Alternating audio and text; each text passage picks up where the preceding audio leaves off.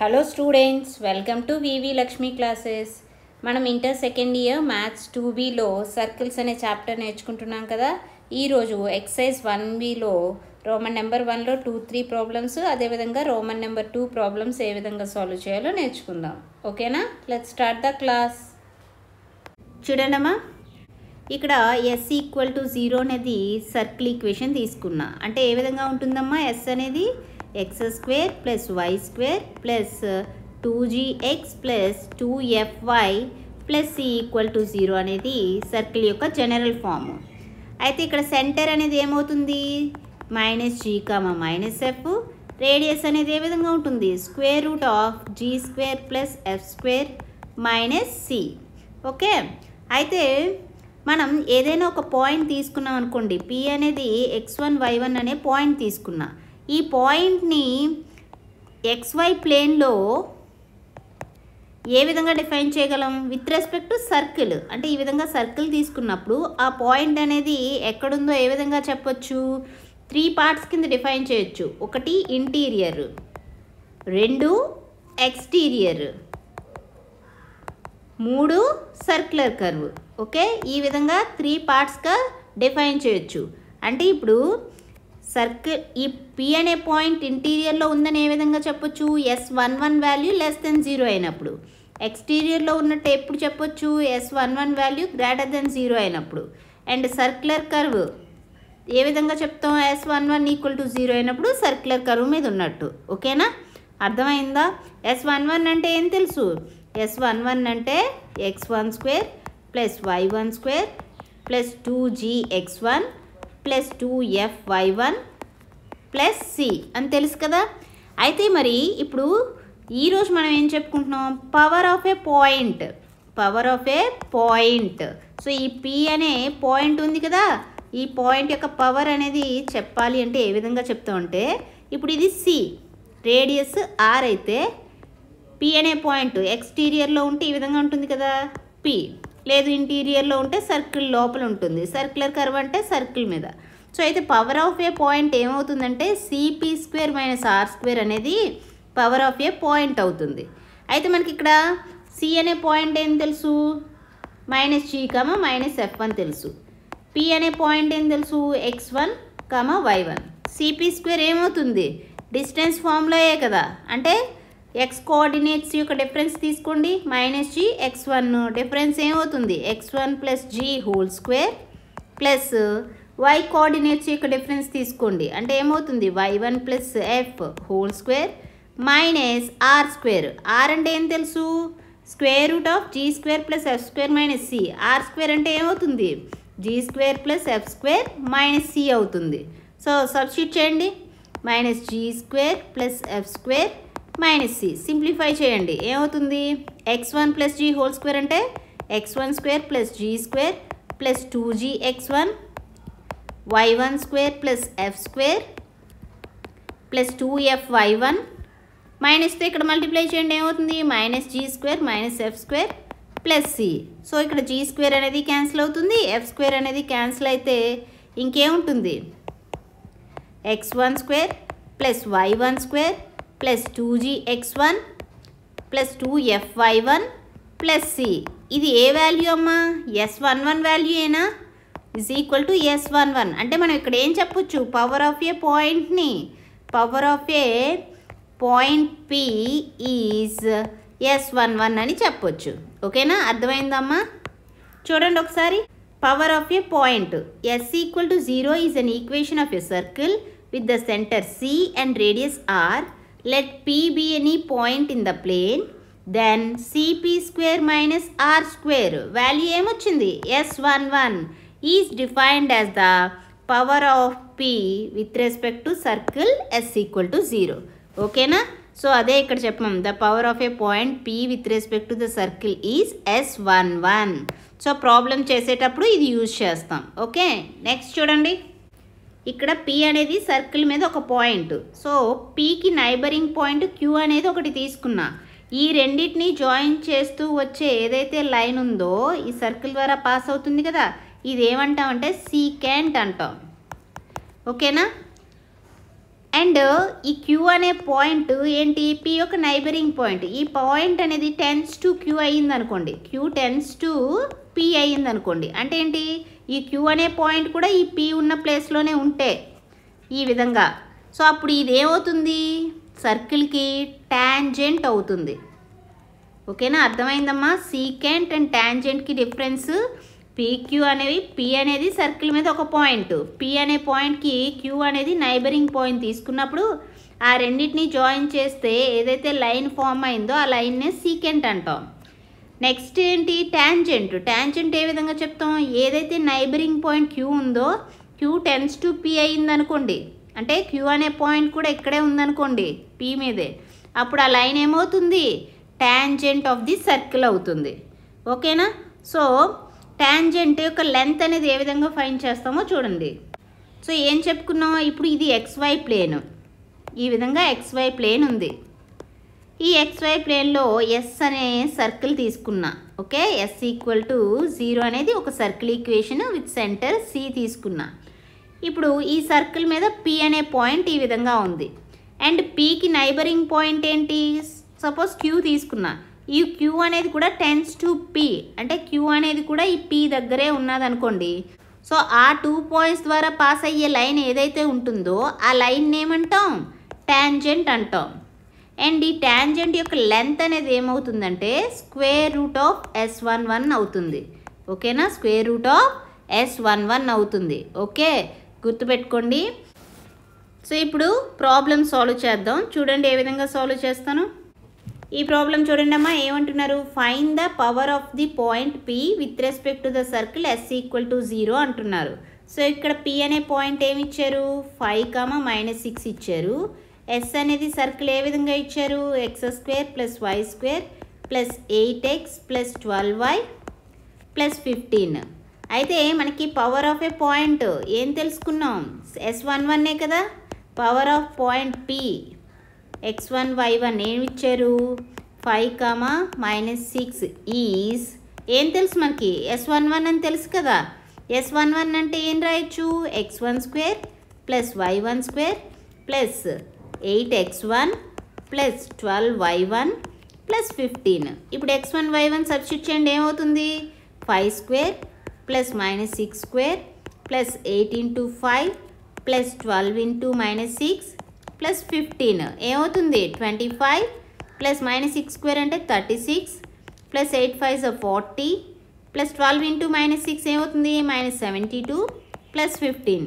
Simplify చేయండి, 25 + 36 61 + 40 101 15 116 -72 చేయండి, ఏమవుతుంది, 44. ఓకే, సో ఇక్కడ power of a point value ఏమొచ్చింది, 44. సెకండ్ వన్ కూడా సేమ్ అదే విధంగా చేయండి. P అనే పాయింట్ ఏమి ఇచ్చారు ఇక్కడ, P -1, అంటే ఇది x1 y1 వాల్యూ. S అనే సర్కిల్ ఏ విధంగా ఇచ్చారు, x² + y² -6x + 4y -12. మనం ఏం ఫైండ్ చేయాలి, పవర్ ఆఫ్ ఏ పాయింట్ కదా. పవర్ ఆఫ్ ఏ పాయింట్ ఏమవుతుంది, S11. Power of a point ఏంటి, S11. సో S11 అంటే ఏమవుతుంది, ఇక్కడ S అంటే ఏం తెలుసు, x² y² -6x + 4y -12. S11 అంటే x ప్లేస్లో x1 y ప్లేస్లో y1 పెట్టండి, x12 + y12 -6x1 + 4y1 -12. x1 y1 values ఏం తెలుసు, -1, -1 -1² + 1² -6 × -1 + 4 × 1 -12. -1² అంటే ఏమవుతుంది, 1 + 1² అంటే 1 -6 × -1 + 6 + 4 × 1 + 4 -12. వాల్యూ ఏమైందమ్మా, 1 + 1 2, 2 + 6 8, 8 + 4 12, 12 - 12 0. ఓకేనా, అర్థమైందా. అండ్ ఇక్కడ S11 అనేది ఈక్వల్ టు 0 అయిందంటే ఆ P అనే పాయింట్ ఎక్కడ ఉన్నట్టు, సర్క్యులర్ కర్వ్ మీద ఉన్నట్టు. ఓకే, నెక్స్ట్ చూడండి, ఇక్కడ 2 more ప్రాబ్లమ్స్ ఉన్నాయండి. ఈ 2 ప్రాబ్లమ్స్ కూడా ముందు చేసిన విధంగానే S11 వాల్యూ అనేది ఫైండ్ చేయాలి. ఓకే, నెక్స్ట్ ప్రాబ్లం చూడండి, find the length of tangent from P to the circle S equal to 0 when so ఇక్కడ ఏం అడుగుతున్నారు, length of the tangent find చేయమంటున్నారు. లెంత్ ఆఫ్ ది ట్యాంజెంట్ ఏమని తెలుసు, స్క్వేర్ రూట్ ఆఫ్ S11 అని తెలుసు కదా. ఫస్ట్ వన్ చూడండి, P అనే పాయింట్ ఏమి ఇచ్చారు, -2, 5 అంటే ఇదేమవుతుంది x1 y1 value. And circle equation ఏమి ఇచ్చారు, S is equal to x² + y² - 25. మనకేం కావాలి, లెంత్ ఆఫ్ ట్యాంజెంటే కదా ఫైండ్ చేయాలి. లెంత్ ఆఫ్ ట్యాంజెంట్ ఏం తెలుసు, length of A tangent square root of S11. So first S11 find చేద్దాం. S11 అంటే ఏమవుతుంది, x ప్లస్లో x1 y ప్లస్లో y1 సబ్స్టిట్యూట్ చేయండి. x12 + y12 - 25 that is equal to x1 అంటే ఇక్కడ వాల్యూ ఏంటి -2 -2² + y1 అంటే 5 5² - 25 -2² అంటే 4 + 5² అంటే 25 - 25 అనేది క్యాన్సిల్ అయితే ఏముంటుంది, 4 ఉంటుంది. Therefore length of the tangent ఏమవుతుంది, లెంత్ ఆఫ్ ట్యాంజెంట్ అంటే ఏం తెలుసు మనకి, స్క్వేర్ రూట్ ఆఫ్ S11 అని తెలుసు. So square root of S11 value 4 వచ్చింది. 4 యొక్క స్క్వేర్ రూట్ ఏంటి, 2 అవుతుంది. ఓకే, నెక్స్ట్ సెకండ్ వన్ చూడండి. P అనే పాయింట్ ఏమి ఇచ్చారు, 0, 0 that is x1 y1 values. S అనేది సర్కిల్ ఏమి ఇచ్చారు, x² + y² -14x + 2y + 25. మనం ఏం ఫైండ్ చేయాలి, లెంత్ ఆఫ్ ది ట్యాంజెంట్ కదా ఫైండ్ చేయాలి. లెంత్ ఆఫ్ ట్యాంజెంట్ ఏమవుతుంది, square root of S11. First S11 value find చేయండి. S11 అంటే ఏంటి, x ప్లస్లో x1 y ప్లస్లో y1 పెట్టండి. ఏమవుతుంది, x12 + y12 -14x1 + 2y1 + 25. x1 y1 values ఏం తెలుసు, 0, 0 కదా, 0² + 0² -14 × 0 + 2 × 0 + 25. సో అన్ని జీరోస్, ఇంకా మిగిలింది 25. Therefore length of the tangent ఏమవుతుందమ్మా, length of tangent is equal to square root of S11. Square root of S11 అంటే 25. 25 యొక్క స్క్వేర్ రూట్ 5. ఓకేనా, అర్థమైందమ్మా. థర్డ్ ప్రాబ్లం మీరు చేయండి. ఈ ప్రాబ్లం చూడండమ్మా, ఏమి ఇచ్చారు, if the length of the tangent from 5, 4 to the circle x² + y² + 2ky is equal to 0 is 1, then find k అంటున్నారు. ఓకే, సో ఇక్కడ ఏమి ఇచ్చారంటే అమ్మా, P అనే పాయింట్ 5, 4 ఇచ్చారు. అంటే ఏంటి, x1 y1 వాల్యూస్ ఇచ్చారు. అండ్ సర్కిల్ ఈక్వేషన్ ఏమి ఇచ్చారు, S equal to x² + y² + 2ky is equal to 0 అనేది సర్కిల్ ఈక్వేషన్ ఇచ్చారు. అదేవిధంగా లెంత్ ఆఫ్ ది ట్యాంజెంట్ ఏ విధంగా ఇచ్చారమ్మా, P నుంచి S అనే సర్కిల్కి లెంత్ ఆఫ్ ది ట్యాంజెంట్ 1 అని ఇచ్చారు. లెంత్ ఆఫ్ ది ట్యాంజెంట్ అంటే ఏం తెలుసు, స్క్వేర్ రూట్ ఆఫ్ S11 కదా. అంటే ఇక్కడ square root of S11 equal to 1. S11 equal to square చేస్తే S11 ఈక్వల్ టు 1 అని తెలిసింది. S11 అంటే ఏంటి, x ప్లస్లో x1 y ప్లస్లో y1 సబ్స్టిట్యూట్ చేయండి. ఏమవుతుంది, x12 + y12 + 2ky1 is equal to 1. x1 y1 values ఏం తెలుసు, 5, 4 అని తెలుసు కదా. సబ్స్టిట్యూట్ చేయండి. 5² + 4² + 2k × 4 that is equal to 1. 5² అంటే వాల్యూ 25 + 4² అంటే వాల్యూ 16 + 2k × 4 అంటే 8k ఈజ్ ఈక్వల్ టు 1. 25 + 16 ఏమని తెలుసు, 41 అని తెలుసు. 41 + 8k is equal to 1. That implies 8k is equal to 1 + 41 right hand side పంపిస్తే ఏమవుతుంది, -41 is equal to -40. k is equal to -40/8. 8 5 అంటే -5. k వాల్యూ ఏమైంది, -5 అయింది. ఓకేనా, అర్థమైందమ్మా. నెక్స్ట్ ప్రాబ్లం చూడండి. ఇక్కడ ఏమంటున్నారు, if the length of the tangent from 2, 5 to the circle x² + y² - 5x + 4y + k = 0 is √37, then find k. So ముందు problem ఏ విధంగా చేసామో అదే విధంగా. సో ఇక్కడ P అనే పాయింట్ 2, 5 అని ఇచ్చారు. ఇది ఏంటి, x1 y1 అని తీసుకుంటాం.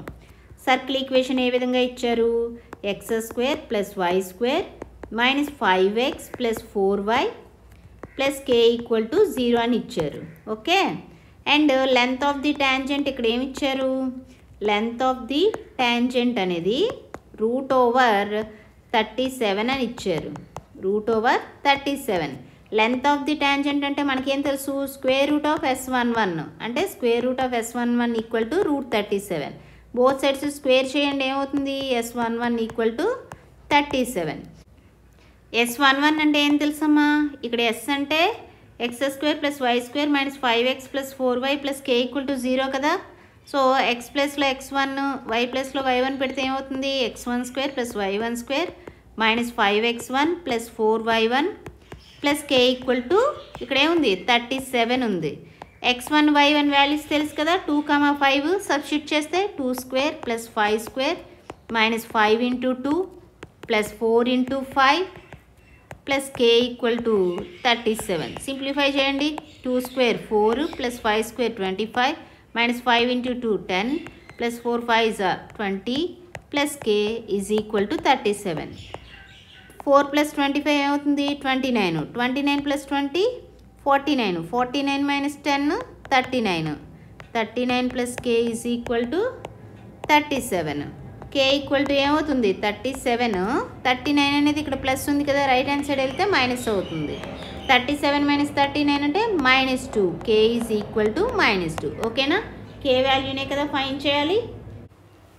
సో ఈ క్లాస్లో మనం ఏం నేర్చుకున్నామమ్మా? ఎక్సర్సైజ్ 1Bలో రోమన్ నెంబర్ 1లో 2, 3 ప్రాబ్లమ్స్ ఏ విధంగా సాల్వ్ చేయాలి, అలాగే రోమన్ నెంబర్ 2 ప్రాబ్లమ్స్ ఏ విధంగా సాల్వ్ చేయాలో తెలుసుకున్నాం కదా. రిమైనింగ్ ప్రాబ్లమ్స్ నెక్స్ట్ క్లాస్లో సాల్వ్ చేద్దాం. ఓకేనా? ఈ క్లాస్ మీకు నచ్చినట్లయితే like, share, subscribe. Thank you for watching. Keep learning.